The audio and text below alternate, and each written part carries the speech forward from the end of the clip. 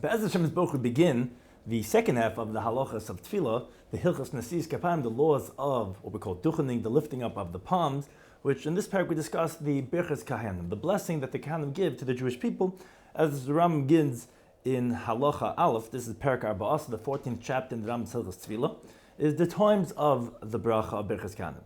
Halacha Aleph, b'Shacharis, in the Tefilah of Shacharis, b'Musaf, b'Mene'ilah, HaKohanim noismes kapayim. The Kohanim, they lift up their palms and they bless the Jewish people. B'mincha, in the kapayim, but by the afternoon prayer of mincha, there's no duchening. And the reason they should be mincha, because generally in the afternoon meal, all the people already ate their meals. And maybe the Kohanim drank wine in that meal. Someone who's intoxicated is forbidden to do the Birkas Kohanim.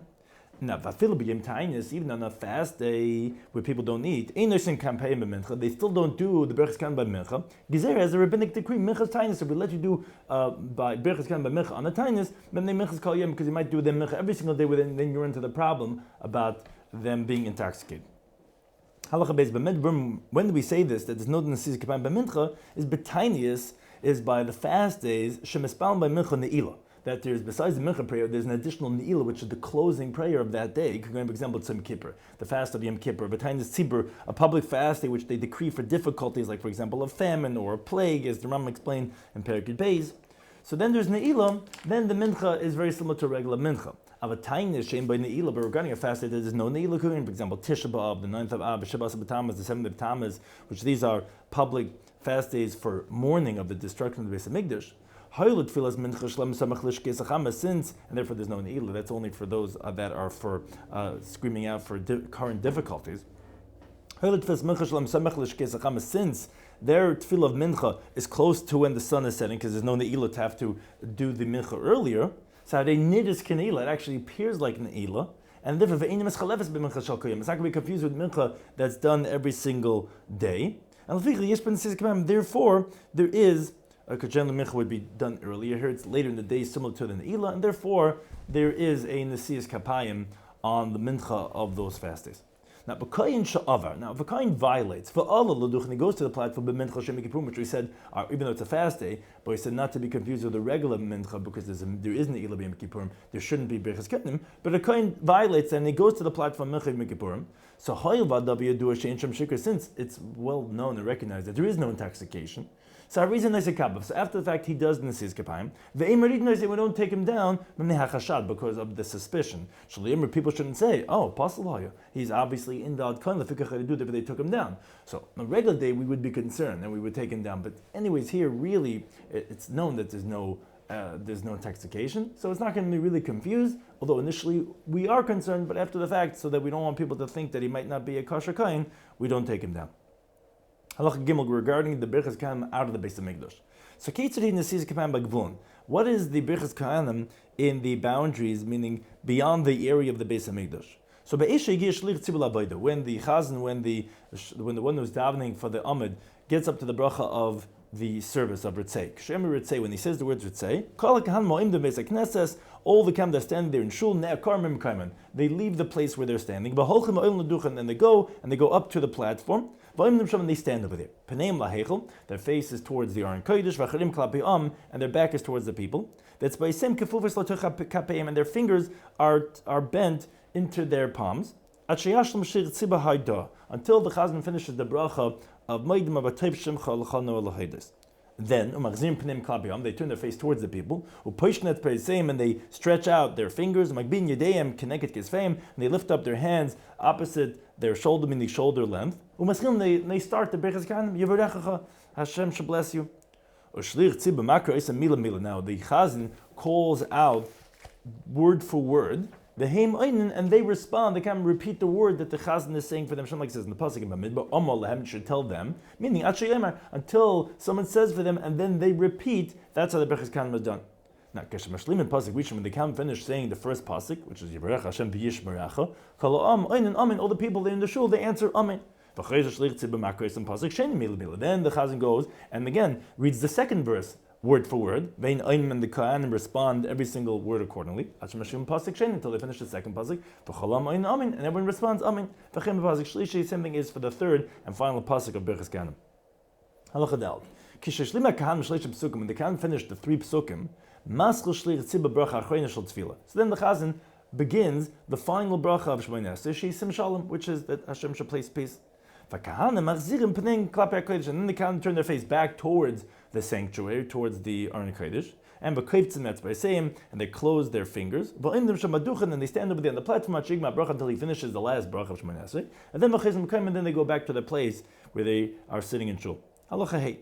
Now, the one who's calling out, which is, like we said, whether it be the chazan, whoever it is that's calling out, is not allowed to recite Kohanim, that the Kohanim should say the Birkas Kohanim, until the Amen from the bracha has been finished by the community there in the shul. Moreover, the Kohanim are not allowed to start the bracha of their Birkas Kohanim until the one who's calling out doesn't finish saying his word. And the community cannot answer Amen until the bracha is finished. He has to finish, and then the people can answer Amen. They cannot not start the next bracha. There's 3 brachas, 3 psukim, until the community finishes their Amen, and then he starts. Now, the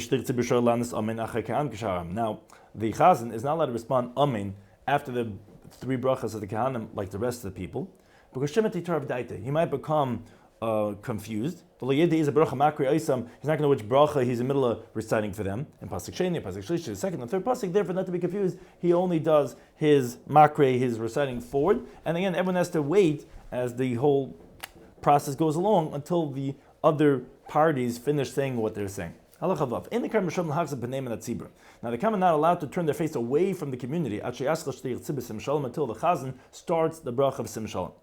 And the Kahanim are not allowed to leave their place from the duchen until he finishes the last bracha of sim shalom. And they're not allowed to bend the knuckles of their fingers, which are straight out when they're doing Birkas Kohanim. They're not allowed to bend it until they turn their face away from the community.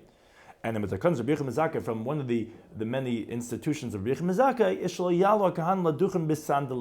Kahanim should not go to the platform with their shoes. And the reason for that is because one of the straps of them might tear, and he's going to be embarrassed that people are mocking him that his shoes are untied, and he's going to bend down to tie it. In the meantime, the Kahanim are already going to start, and he's going to be bending, and people will say, oh, he's invalid, therefore he's not doing the Sis Kapayim. So to prevent that, rather they go up barefoot or with socks, but not with any shoes. Halacha zayin.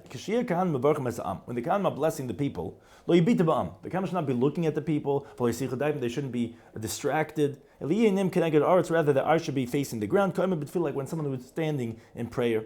And neither are the people allowed to look at the Kohanim when they're being blessed, when the Kohanim are blessing the people, that the person, the congregant, should not be distracted by looking at the Kohanim.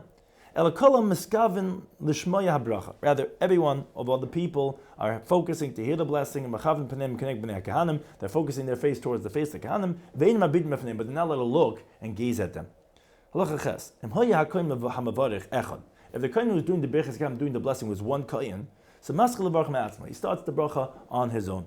And then the Chazan is makro mila mila. He goes after he makes the bracha of Birkas Kohanim. The Chazan just says word for word, like we said. But Haishnayim or Yosef, there was 2 Kohanim or more, then they don't start making their bracha until the Chazan calls out to them and says to them, Kohanim. And then they respond. They say that he should bless you, and he calls out word for word based on the order that we said. Halacha Tes now continues regarding the Birkas Kohanim in the Beis Hamikdash. What's the blessing of the Kohanim in the Beis Hamikdash? So the Kohanim go up to the platform after the Kohanim finished the service of the morning daily sacrifice. Then they go up to the platform. And they lift up their hands above, on top of their heads. That's by same pashutas, and their fingers are outstretched. Except for the high priest, it says he does not lift up his hand higher than the tzit, which is the plate worn on his forehead, because it says Kodesh Hashem. He shouldn't have his hand higher than Hashem, so he doesn't lift it above the head. And one calls out for them word for word, like they do out of the Beis Hamikdash, until they finish all the 3 verses. Now, the people there do not respond after every single pasuk Amen. Rather, in the Beis Hamikdash, they consider like one blessing. When they finish the whole thing, and all the people answer not Amen, but rather Baruch Hashem Elokim Elokei Yisrael, blessed Hashem, the God of the Jewish people, from this world until the next world. Halacha Yud. Now, they say the name of God as it's written. That's the name that's pronounced Meyud Kei Vav Kei, the God's name where Bezehu Hashem Mafurish. This is the explicit name, the ineffable name that's mentioned in all places. The way it's written is how it's pronounced. But Medina Bikinuya. But out of the Beis Hamikdash, they actually say it with its descriptive, which Behu Ba'alav Dalas, as Adnus Adoy Venai. That is Shemas Kirnas Hashem, because we don't mention God's name as it's written. El B'Mikdash B'Vad, only in the Beis Hamikdash. Now, when Shimon the righteous one passed away, then the Kohanim stopped blessing with the explicit name, even the Beis Hamikdash, so that no person shall learn it that's not distinguished, it's not appropriate. So therefore, to prevent that, they stopped saying that at all. Now, the